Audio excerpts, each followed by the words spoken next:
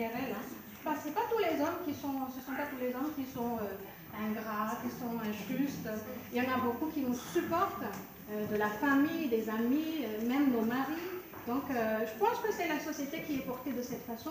Et si on avance ainsi, c'est toute l'humanité qui avance. Donc, nous avons quand même fait beaucoup de progrès. Quoique, puisque je vais vous dire les règles de base de la culture malagasy. Premièrement, et vous serez tous d'accord avec moi, c'est le respect des anciens, le respect des aînés. Donc, eux, ils sont guidés par les ancêtres. Donc, en premier lieu, c'est les ancêtres. D'ailleurs, il y a une séquence de Tenkilalante, je ne vais pas le faire, on n'a pas le temps, mais les ancêtres d'abord, ensuite les aînés, ensuite les gens d'un certain âge, les plus jeunes, les adolescents. Enfin, c'est vraiment une société assez hiérarchisée. Et les femmes ont quand même leur place, parce que quand on fait le tabac, comme j'ai un petit peu amorcé tout à l'heure, on cite particulièrement les Indiens Bavlanch. Donc on cite Dieu, on cite les gens honorables de l'assistance, on cite les gens qui sont du même niveau que soi-même, et on cite en particulier les Indiens Bavlanch en disant bien qu'elles sont source de vie, qu'elles sont le parfum qui emplit notre chemin, qu'elles sont aussi, rarement on utilise Fanakamalenia.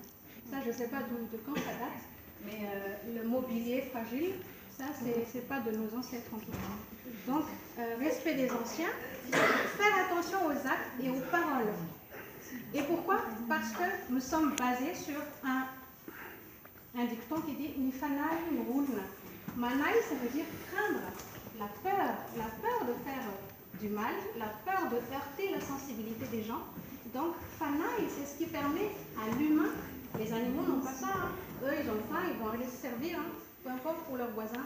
Mais l'humain est capable de faire le choix. Donc c'est ça le Fana, celui qui choisit la sagesse, Mananat Fanai. Donc il y a d'autres valeurs comme ça dans notre philosophie malagasy, et c'est là-dessus que je voudrais insister, parce que c'est ce qui guide notre société malagasy. Et c'est pour cela que nous avons un petit peu la tendance à être discrets, de peur de heurter les gens, de peur de se montrer trop imposant. Ne vous dessinez pas vous-même comme le melon, enfin, n'ayez pas la grosse tête en quelque sorte. C'est ça, la façon de vivre et de penser des Malagasy, qui est très contradictoire avec la société occidentale. Et beaucoup de Malagasy qui ont travaillé dans les entreprises ici vont dire qu'au début, ils se sont un petit peu fait marcher sur les pieds. Et après, au fur et à mesure de l'expérience, ils ont compris que c'est quand même un peu important aussi de montrer son savoir-faire, de ne pas se laisser écraser, de juste montrer ce que l'on sait faire, et on a après sa place. Parce que tant que vous acceptez tout et n'importe quoi, celui qui vous exploite va en profiter. Donc ça parle autant pour les hommes que pour les femmes, mais c'est très très important pour les femmes, parce que même en France, la hiérarchie ne donne pas suffisamment de place aux femmes. Donc imaginez encore plus une femme malagasy ici, mais dans notre pays c'est devenu également comme ça, parce qu'on a hérité d'une certaine façon de penser française depuis la colonisation. Ils ont même intégré leur statut juridique, enfin, la juridiction par rapport aux droits des femmes, qui date d'ailleurs de 1962. Hein. Ici on a évolué, mais nous on n'a pas évolué. C'était en 2016 qu'il y a eu un amendement récemment qui disait que la femme pouvait donc, les enfants d'une femme pouvaient hériter d'elle la nationalité malagasy. C'est très récent. Avant, les femmes devaient faire une demande, accordée ou pas, selon que le mari, après une enquête, est valable ou pas, pour pouvoir donner la nationalité aux enfants. Il nous reste très peu de temps, mais donc on a quand même régressé par rapport à ce qu'on était avant. Parce que on n'a pas besoin de vous rappeler qu'il y avait beaucoup de femmes au pouvoir avant la colonisation. Il y avait des reines dans plusieurs régions de Madagascar, la région Mer, Nasakala, et même il y avait beaucoup de princesses aussi dans la région Verma et Batanan et tout ça, et même dans le sud. Donc on a perdu ce statut un petit peu de la femme qui a le pouvoir.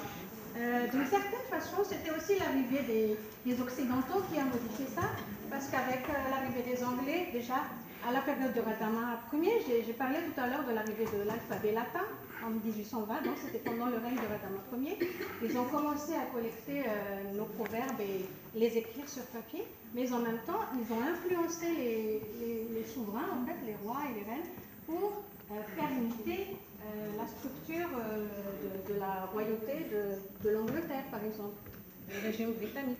Donc c'est ça qui a commencé à mettre en place le Premier ministre Charles Lervoun et tout ça, qui lui après choisissait ses femmes, il choisit telle reine, mais c'est moi qui décide.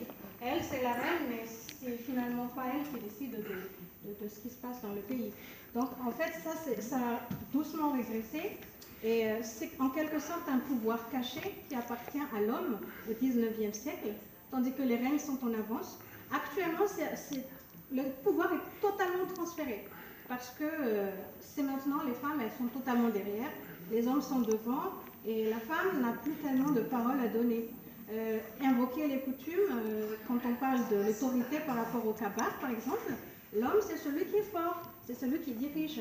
Mais je pense que c'est aussi un prétexte pour garder le pouvoir et les privilèges, parce que c'est peut-être difficile de partager.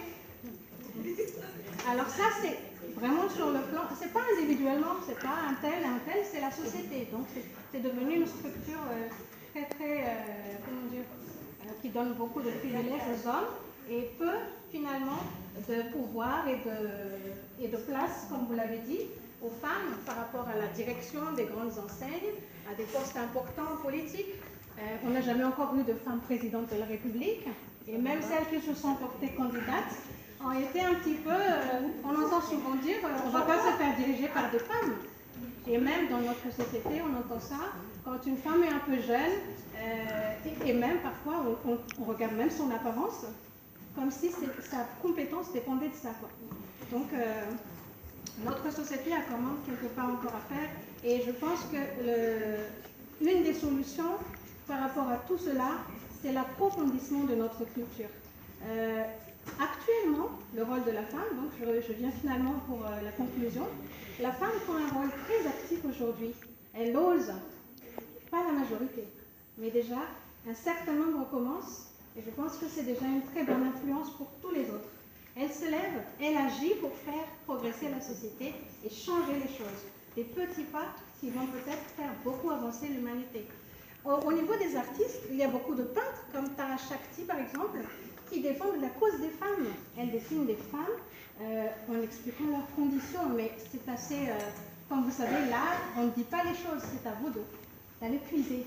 C'est ça là. Donc cette peintre-là, elle est vraiment spécialisée là-dessus, et elle parle des femmes qui sont envoyées dans les, vous savez, les femmes qui servent de femmes de ménage au Moyen-Orient, en Arabie Saoudite et tout ça. Donc c'est vraiment sa cause à elle.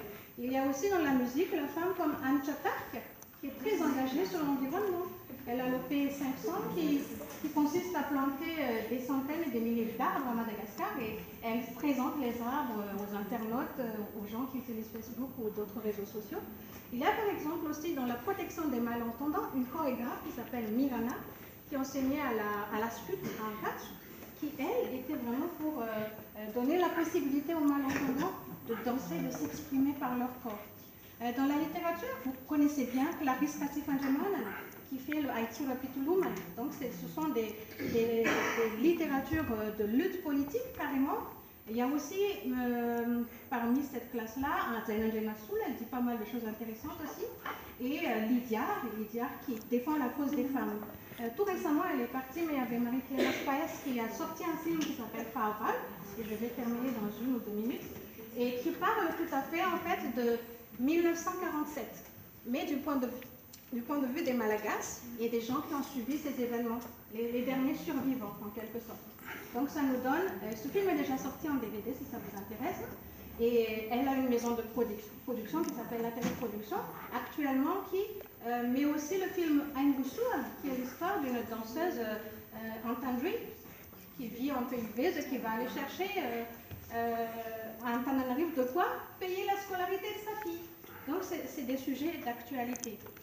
Enfin, donc moi je vais vous parler tout simplement d'autres formes de littérature comme les Beku, les Dzid, les Tokatok, dans plusieurs régions de Madagascar, le nord, les Betumsar, le sud, qui ressemblent un peu au ANT, mais qui sont chantés et où des femmes citent des versets et racontent en fait la condition de vie de la population. Parfois, elles réclament quelque chose, une amélioration de leurs conditions de vie. Donc, les gens s'expriment, mais c'est vrai que derrière, est-ce qu'on les entend aussi? En quelque sorte, tout cela, c'est ce qu'on appelle le Hituizanaina, c'est-à-dire la continuité de la vie. Nous avons hérité de tout un tas de bénéfices par nos ancêtres. On peut même dire que notre indépendance en fait partie parce que beaucoup sont morts, ont lutté pour que nous puissions en bénéficier. Et même nous avons incité d'autres pays à le faire par nos événements de 1947. Donc, c'est à nous aussi de continuer ces actions-là. La société est en pleine mutation et en pleine recherche de repères à cause de la mondialisation. Mais les femmes doivent continuer à s'affirmer, à rêver grand et réaliser ce qu'elles veulent parce que la société aussi est fière de leur succès. Il y a des petites jalousies, mais je pense que le plus important quand même, c'est ce qu'on arrive à réussir pour nos enfants. Et enfin, comment dire, je n'ai même pas de conclusion, mais je pense qu'il faut continuer à faire ce que nous faisons aujourd'hui.